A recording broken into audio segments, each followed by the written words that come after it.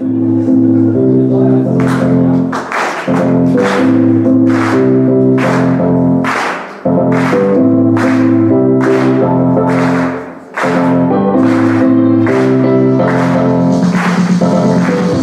à toutes et à tous, merci de nous regarder pour ce 5e numéro de Garde en main.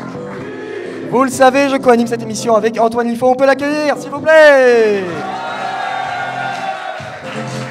Nous allons maintenant accueillir Maël des JNM Show s'il vous plaît, un tonnerre d'applaudissements pour lui. On va passer à la phase interview, on va s'asseoir sur la table, sur le plateau s'il vous plaît. Maël, je te laisse te mettre. Alors, je vais commencer cette interview. Selon toi, qu'est-ce qu'être humoriste? Question assez difficile. Être drôle? Non. Merci Maël. Ouais, non. Être humoriste, c'est pas forcément une personne d'avoir de l'humour, faut savoir écrire, faut savoir s'adapter aux conditions. Donc c'est ce qui différencie moi et mon frère, c'est que moi j'ai l'écriture et lui il a l'impro. Et c'est pour ça qu'on s'est mis tous les deux ensemble, comme ça il peut m'aider et je l'aide. Ton frère c'est, rappelle-le-nous. C'est Jaco, donc celui qui est pas là et dont on a fait un petit selfie pour lui foutre bien les boules. Donc voilà, et donc Hugo, voilà, qui n'a pas pu être là ce soir, mais cet après-midi. Donc voilà. Mais l'humour, pour moi, ouais, c'est de savoir écrire et savoir s'adapter à la situation. Et être drôle, tu as eu raison de poser la question, Mathis. Oui. Alors, Pierre Desproges disait « L'humour vient tout seul à l'homme comme les poils au pupis ». Pensez-vous que l'humour soit inné? Non, parce que je suis pas quelqu'un de drôle de base. Hein, je suis même quelqu'un de plutôt... je suis plutôt un travailleur de base, et après... Non, t'es dur avec toi-même. Non, je suis très sérieux, je suis pas quelqu'un de drôle de base. C'est juste qu'après, comme on a commencé notre page cette année, Hugo a su me mettre dans le bain. Dans mes premières vidéos, j'étais assez coincé, je me sentais pas à l'aise. Puis avec le temps, je me suis adapté et voilà. Après, j'ai eu l'écriture, c'est venu, et puis avec le temps, j'ai réussi à savoir m'adapter, à faire rire les gens. Donc voilà. Alors les humoristes sont connus pour être des cancres à l'école. Est-ce que, je sais que tu es toujours dans le cursus scolaire, est-ce que tu es content, enfin est-ce que tu es bon à l'école, est-ce que tu es content d'y aller? Question constructive. Je pense qu'aucun adolescent est content d'être à l'école, donc... Maintenant, est-ce que je suis un bon élève? Je ne peux pas dire, hein. Je me débrouille juste. Hein, j'étais plus un bosseur et Hugo un cancre. Par contre, Hugo il a la bonne définition du cancre. Donc voilà, mais ouais, non, moi au début j'étais un bosseur, maintenant il y a le lycée, donc il y a les soirées qui sont installées, c'est différent, mais ouais, maintenant je passe en terminale, donc voilà. Mais sinon, oui, je me considère pas comme un bon élève, comme un élève normal, quoi. Juste 2 secondes, je me permets d'arrêter. Est-ce qu'on pourrait zoomer sur ça, s'il vous plaît? Non mais le gars, on se croirait chez le banquier, il a un bracelet de la BNP Paribas. L'homme le plus ridicule du monde, quoi, franchement. C'est bon, je l'enlève, tu m'as saoulé. Oh, il fait la tête. Bon, perso, j'ai un bracelet de ma sœur, hein, donc... On s'en fout. Elle a quel âge ça peut peut-être m'intéresser. Alors, à 12 ans, tu la touches, tu vas voir.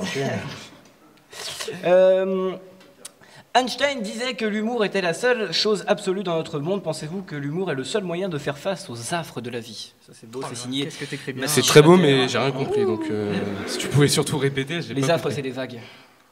Non, c'est Les moments difficiles, voilà, les moments difficiles. Est-ce que tu penses que l'humour, en gros, ça sert à affronter les moments difficiles?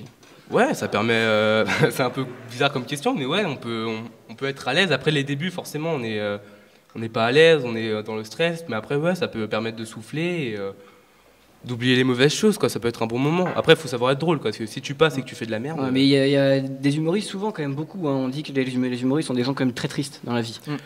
Bah, il y en a beaucoup. Il y a Dupontel, il y a Gad Elmaleh, et c'est pourtant des personnes qui font rire. Maintenant, Elie Semoun, ouais, maintenant, ce sont les anciens comédiens. Maintenant, il y a les nouveaux qui arrivent, donc les Kev Adams, les Jal et tout ça, et voilà, maintenant, est-ce qu'ils sont tristes? À eux de nous le dire. Maintenant, voilà, ils le font comprendre dans leur sketch, comme Bigard, malgré tout, qu'il soit très, comment dire, vulgaire, et il arrive à être... il montre, en fait, un aspect de sa vie assez triste, et voilà, maintenant, je peux pas dire que moi, je suis triste parce que je n'ai que 16 ans. Et, tu veux que je dise quoi? J'ai eu un mauvais accouchement, c'était très dur. Voilà, ça marche pas trop, donc non, mais... maintenant, pour l'instant, moi, j'ai pas de problème, donc voilà, on verra par la suite. Et toi, Mathis, t'es triste? Non, t'es pas humoriste, toi, pardon. D'accord, bon, excusez-moi. Lors d'un spectacle, quel est ton moment préféré? C'est avant, pendant, après? Quand ça s'est terminé, peut-être? Franchement, c'est quand je dors après. Hein, c'est quand je me repose après. Non, mais franchement, c'est... Tous sont des bons moments. Le début, c'est le stress. La fin, c'est si tu souffles. Le milieu, c'est que tu fais rire. Et Donc voilà, pour moi, il n'y a pas de meilleur moment. Il n'y a pas de meilleur moment. Ils sont tous assez intéressants. Okay. Quel est votre pire souvenir sur scène? On dirait que je joue depuis que j'ai 10 ans, donc c'est assez marrant, mais... Non, mais t'as fait plusieurs scènes quand même. Dis-nous, qu'est-ce que t'as fait mon pire, j'ai joué donc à la MLC de Montmorency, donc sous votre événement. J'ai joué au château d'Arnouville.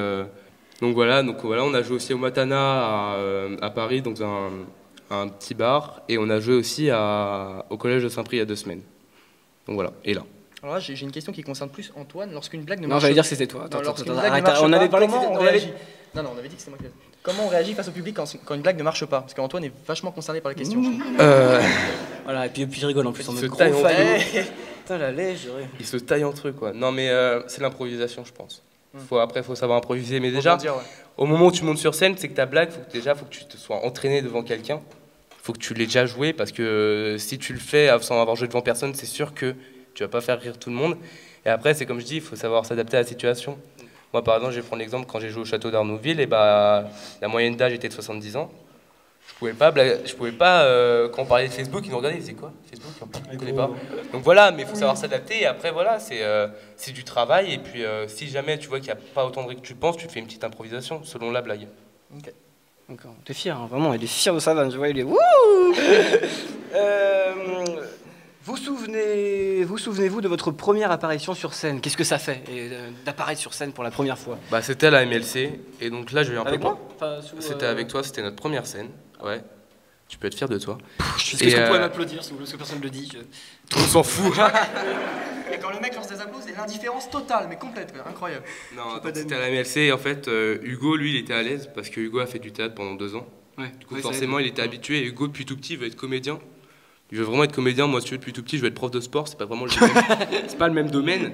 Mais voilà, lui, il veut être comédien. Donc lui, il était à l'aise, même s'il a un peu bugué, mais il sentait bien. Moi, c'était vraiment ma première fois. J'étais vraiment en stress. Et donc voilà. Donc, ma première scène, c'est vrai que ça me faisait très peur. Mais après, en avoir d'autres juste après, en une année, ça te rend à l'aise. Donc voilà. Quel est ton modèle, ou si tu en as plusieurs, dans le domaine de l'humour? Quelqu'un qui t'inspire pour tes spectacles? Antoine Liffaut. Non, lui c'est plutôt l'inverse, tu vois. Mais non. Dans cette émission. S'il y en a un qui m'inspire vraiment, c'est Muriel Robin et Dupontel. Parce que Dupontel aussi, c'est une personne qui a été prof de sport à l'époque, et puis il s'est basé sur l'humour. Bigard aussi. Bigard, ça fait pas rire tout le monde, on va dire. Il est assez vulgaire, donc moi ça peut me faire rire, mais par moments je peux trouver ça déplacé. Mais, il est froid, non? Ouais, Dupontel, je trouve vraiment... Oh putain.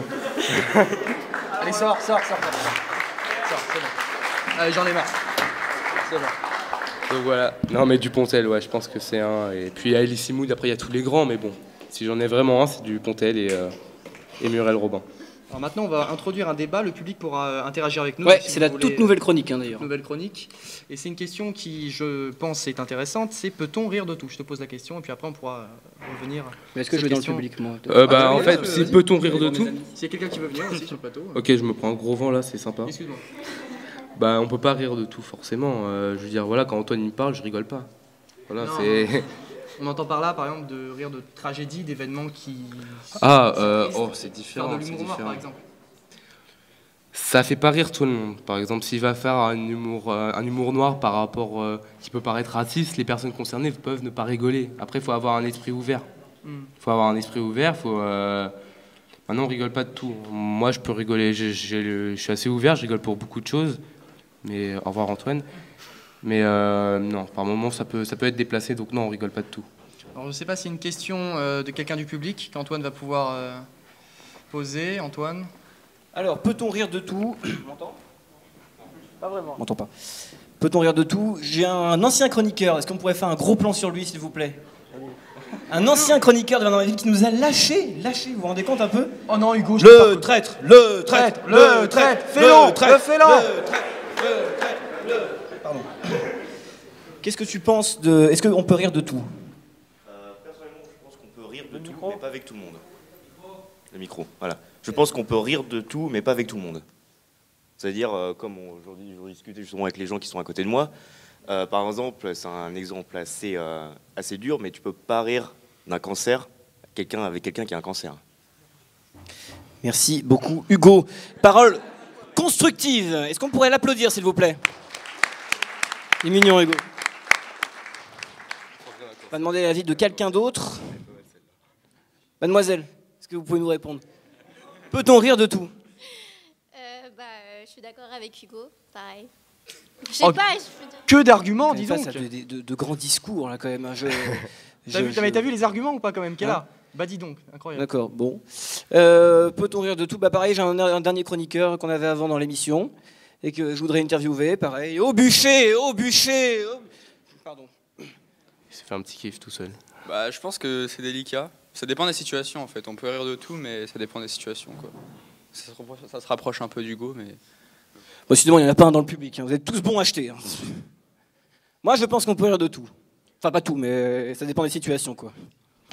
Concernant ta page, Maël, tu as quelque chose à nous dire apparemment? Tu peux nous expliquer ouais. comment te rejoindre sur les réseaux sociaux? On est donc sur Facebook, YouTube et autres réseaux sociaux, si on peut dire ça comme ça. Donc on est sur Facebook, donc pour l'écriture, en fait, vu qu'on est des personnes assez intéressantes, l'écriture va falloir venir nous voir après parce que l'écriture est assez compliquée. Comment ça, l'écriture? Des sketchs? Non, l'écriture du JNM Show. Oui, d'accord. De notre nom. Et donc voilà, on fait podcast, Vine, on fait un peu de tout et on s'est mis au théâtre depuis pas longtemps. Et donc voilà, donc, pour ceux qui sont intéressés, venez nous voir et donc voilà. D'accord, bah écoute, merci beaucoup Maël. Alors vous pouvez le retrouver donc comme il vous a dit sur Facebook, nous aussi, sur Facebook, YouTube, Twitter, etc. On est fous. On se retrouve très vite pour un nouveau numéro de Viens dans ma ville. Je vous remercie à tous d'avoir été avec nous aujourd'hui et n'oubliez pas, viens dans ma ville.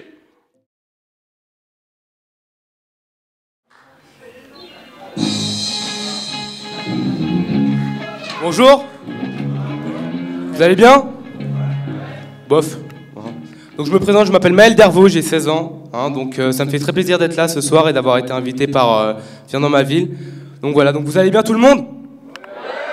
Ah voilà, là c'est mieux, je préfère. Donc moi je vais très bien, je sors de vacances, j'ai fini le bac. Et je vais encore mieux parce qu'il y a 2 jours j'ai pu aller chez le coiffeur. Oui je sais, j'ai un talent, c'est qu'avant ou après le coiffeur j'aurai toujours une coupe de merde. Ça c'est... Il n'y a que moi qui peux avoir ça, je ne sais pas pourquoi, j'ai un problème capillaire. Mais bon, quand je vois les cheveux de Kev Adams ou d'Antoine Liffaut, je suis plutôt content. Donc voilà. Non mais je pense que premièrement, il y a un problème avec mes cheveux, et deuxièmement, j'ai un problème avec les coiffeurs et les salons de coiffure. Franchement, c'est l'endroit que je déteste le plus au monde. S'il y en a, je m'arrête 2 secondes, s'il y en a qui veulent être coiffeurs ici, partez. Parce que pendant 5 minutes, je vais vous tailler, et franchement, si vous voulez pas désespérer, partez maintenant. Moi, pour moi, il y a un problème. Déjà, donc là, il y a 2 jours, dès que tu rentres chez le coiffeur, il y a un problème. Moi, je suis arrivé, donc ils m'ont dit bonjour, patientez. Oui, parce qu'il y a toujours de la queue.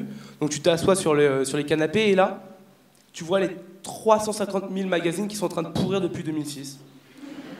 Il y a une mutation entre eux. Tu vas te regarder, ils font lisez-moi s'il vous plaît, j'en peux plus. Fatigué, tu vois. Et donc, comme tout adolescent qui se respecte, je regarde les coiffeuses. Les 3 jeunes coiffeuses, tout juste 21 ans, avec des bons gros leggings pour mouler leur... Voilà, on s'est compris, des bons gros décolletés aussi. Tu vois, ce sont ce genre de personnes, tu vois, quand elles viennent te parler, t'as l'impression d'avoir une actrice porno en face de toi, tu vois, de toute façon. On va s'installer. On va faire le shampoing. Ah, parlons-en du shampoing. Le moment le plus jouissif quand t'es dans un salon de coiffure. Tu sais, elle te fait le shampoing, toi t'as un orgasme. Ah oui. Vous voyez qu'elle est gros pervers au premier rang, c'est cool. Et les filles, si vous avez un copain, posez-vous des questions s'il va de plus en plus souvent chez le coiffeur. À votre avis, pourquoi quand après il ressort, il est beaucoup plus calme, détendu? Il a eu la jeune coiffeuse. Lui. Oui, parce que lui, il a la chance d'avoir la jeune coiffeuse. Moi, je me rappelle, il y a 2 jours, je regardais, j'ai tourné à droite et j'ai vu la 4e coiffeuse. La moins jeune. La moins sublime aussi. Bon, la vieille, la directrice, tu vois, c'est... Cette personne, tu la regardes, tu sais pas depuis combien de temps elle est là. Tu te demandes quand c'est qu'elle va être à la retraite. Tu sais, quand la jeune, elle vient te voir, elle vient te chercher, elle est fière, tu vois, elle vient poitrine en avant, sexe, tu vois. Elle fait l'inverse, tu vois, elle vient poitrine en arrière, là, et elle en peut plus, elle est fatiguée, tu vois. Donc, chanceux comme je suis, je vous laisse deviner qui m'a coiffé. La vieille, voilà, chanceux, Donc voilà, donc elle vient me chercher, elle me fait, on va faire le shampoing. Donc là, il y a l'alarme qui coule, donc là, tu passes, tu as toutes les jeunes coiffeuses qui font bonjour. Toi, tu regardes, tu fais bonjour. Putain, j'ai pas de chance, quoi. Donc là, 2e problème, t'arrives au shampoing, et là, t'as le lavabo. L'efficacité du lavabo qui va s'enfoncer légèrement dans ta nuque. Après, elle te fait, ça fait pas trop mal? Non, non. Tu ressors juste, t'as un torticolis pendant 3 jours, t'es là, ah, putain. Donc là, voilà. Après, tu te rends compte que la vieille a Parkinson. Hein, elle te fait ton shampoing, t'as un vibromasseur sur la tête, elle est comme ça, là, tu t'en peux plus. Et tu regardes les 3 coiffeuses qui coupent les 3 pauvres cheveux des 3 pauvres mecs. Et là, tu pleures, là, c'est fini, là, tu t'effondres en larmes. Donc après, elle t'amène, elle fait, on va s'installer, on va te couper les cheveux. Et là, toutes les coiffeuses ont cette fâcheuse habitude, c'est de te parler. Elles te racontent leur vie. Moi, je me rappelle la vieille, elle était là, elle fait « Oui, bon, on va aller à Poitiers dans une semaine, c'est les vacances, ça va être sympa, il n'y aura pas la Wi-Fi, il n'y aura pas Facebook, on va aller à la campagne, tout ça. » J'ai regardé, je fais « Oh, je te paye pour que tu me coupes les cheveux, pas pour t'écouter ou quoi? Oh, putain. Ou dans ce cas-là, tu me payes pour que je t'écoute, mais là, ça n'a aucun sens. » Alors que contrairement, avec la jeune, c'est moi qui la paye pour qu'elle me parle. Tu vois, je fais une petite discussion sympa, tout ça. Mais bon, je vois 3 quarts d'entre vous, vous allez venir me voir après le spectacle, vous allez me faire « Oui, mais c'est pas parce qu'elle est vieille qu'elle sait pas quoi faire, au contraire, elle a de l'expérience, elle est plus expérimentée, elle sait bien faire et tout. » C'est vrai, mais quand t'as 16 ans, c'est normal que tu veux te faire couper les cheveux par Selena Gomez que par Elisabeth II quand même. Faut pas se foutre de ma gueule quand même. Donc là, je suis rentré chez moi, j'ai ouvert la porte et j'ai fait « Papa, je veux plus me couper les cheveux, je vais plus jamais chez le coiffeur. » Regardez, il m'a fait « Quoi, tu veux devenir une fille, c'est ça ?» Non, je vais aller dans un coiffeur arabe. Le coiffeur arabe, c'est de la solution. Je suis désolé, c'est le seul coiffeur où quand tu rentres, il n'y a pas de queue, premièrement. Et le seul coiffeur où tu rentres, tu vas pouvoir dire bonjour comme ça au coiffeur. Ah, salam alaikum, malikum salam. Ah, ça va mon frère, oui bien. Oh, l'Algérie sont éliminés, pas grave, je paye mon couscous demain. Ah, tranquille, allez la chicha. Cool. Après, donc il n'y a pas de lavabo. Hein. Tu t'assois, lui, sur son petit jouet, puis pchut, allez, 3 coups dans les cheveux, c'est fini. Hein, tu sais, j'imagine le mec avant de créer un salon de coiffure, hein, 3 chaises Ikea, 2 jouets Toys R Us, c'est fini. Il ouvre son salon de coiffure, il est chaud le mec. Après, contrairement aux autres coiffeuses, les coiffeuses, elles te posent cette question, c'est « On fait quoi aujourd'hui, mon loulou ?» Lui, il fait « Comme d'hab, frère !» Ah bah oui. La coupe arabe, ça, on trace tout partout, sauf là, on teste un peu. Et au final, quand même, ce qui est bien, c'est que tu payes 8 € pour avoir un truc potable, alors que l'autre, tu payes 21 € pour qu'elle te fasse de la merde sur tes cheveux. Donc là, on se fait quand même bien niquer, hein. Mais bon, je me plains, mais quand je vous vois, vous, les filles, mon Dieu, ah, les filles et les coiffeuses, franchement, les filles et les coiffeurs, c'est une histoire d'amour entre elles. Moi, une fille, quand elle me dit ce qu'elle va faire chez coiffeur, j'ai l'impression qu'elle me fait la liste des courses. Elle fait « Oui, alors je vais me faire un petit dégradé derrière, on va couper les pointes en triangulaire, tout ça. Après, on va raser un côté, on va remettre des cheveux dessus pour faire genre j'ai coupé, mais pas trop. Après, je vais faire une frange verte avec une mèche rouge, ça pourrait faire un petit truc assez sympa. Après, je vais mettre de la lave parce qu'il faut quand même que ce soit joli. Je vais désépaissir et je vais mettre un gros chignon sur le dessus. Tu trouves ça bien ? J'ai arrêté de t'écouter à je vais faire, donc là, je suis un peu perdu. Hein. Le pire, c'est qu'elle te dit ce qu'elle va faire, mais le lendemain, tu la vois. Tu te demandes quand même ce qu'elle a fait. Hein. Le lendemain, ma copine elle m'avait fait ça, une liste de courses, j'ai rien compris. Le lendemain, elle vient voir, elle fait coucou. T'as vu le changement? Nouveau t-shirt, c'est pas mal ça, c'est cool, c'est cool. Mais non, bêta, sur mes cheveux. T'as mis une barrette, oh putain, elle a mis une barrette, oh c'est vraiment bien, franchement. Ou au pire, non, j'ai pire, c'est les filles qui du jour au lendemain passent à une coupe de filles à une coupe de mecs. Qu'est-ce qu'elles ont dans leur tête le soir qu'elles vont se faire ça? Elles ont les cheveux là, les cheveux jusqu'au bas du dos, et elles s'écoupent jusqu'aux oreilles. Pourquoi hein? Moi, il y a une fille, le lendemain, elle a fait ça, elle vient me voir, elle me fait « Coucou, ça va ?» J'ai regardé, je fais « Mais putain, Thomas, tu fais quoi en meuf, là-haut? Tu te fous de ma gueule ?» « Mais c'est pas Thomas, c'est Émilie, tu trouves ça joli ?» Bah en fait, t'as fait une chimiothérapie, donc à part ça, je vois pas trop le problème. Hein. Mais bon, je comprends pourquoi les filles, vous nous faites chier qu'une fois par semestre avec vos cheveux, c'est pour le prix. Est-ce que vous avez vu le prix que dépense une fille pour ses cheveux? Pour que ça ressemble à rien, en plus hein, elle te dépense que nous, les mecs, on utilise pour 2 ans de penderie, là. Hein, elles peuvent nourrir 4 personnes pendant 2 semaines, là. C'est un truc de fou, hein. 80 balles pour qu'au final, il y ait de la merde sur leurs cheveux. C'est pas mal, hein. Mais bon, j'arrête de me plaindre, tout simplement parce que ma petite sœur veut être coiffeuse, et que si je veux rentrer intact chez moi, il va peut-être falloir que je ferme ma gueule. Hein. Mais moi, je vais juste finir sur une phrase, c'est qu'on peut être humoriste et ne pas avoir d'humour, on peut essayer d'être coiffeuse et ne pas savoir coiffer. Merci à tous.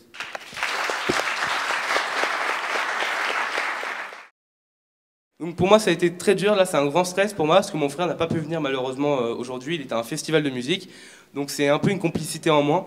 Et juste, pour lui foutre le seum, ce qu'on va faire, c'est qu'on va faire un selfie. Vous allez gueuler, et vous allez lui foutre les boules, d'accord? Vous faites ce que vous voulez, vous vous levez, vous tapez des bras, tapez des bras, tapez des mains, tapez des pieds, vous criez, vous faites ce que vous voulez, juste vous lui foutez le seum, d'accord? Ok? Ouais? Ok, vous allez vous lever, d'accord? Attention. 1, 2, 3. Merci à tous, merci.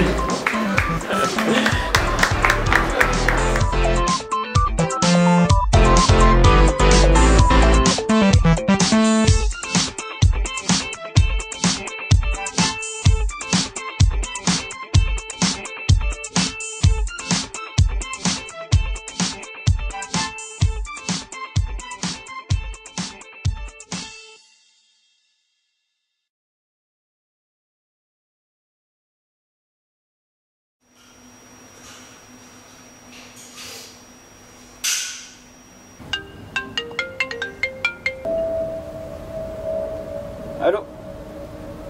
Allô Antoine? Ouais, je voulais juste te parler d'un truc concernant l'émission. Attends, juste 2 secondes. J'ai un truc de malade.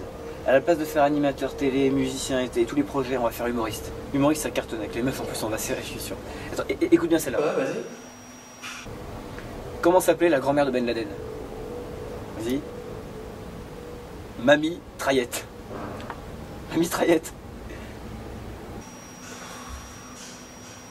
Écoute bien ce que je vais te dire Antoine, ce sera ni musicien ni humoriste, occupe-toi d'abord de révolutionner les télés. Je pense que ce sera déjà pas mal. Allez, ciao. Et dire que je travaille avec lui. Allô? Allô?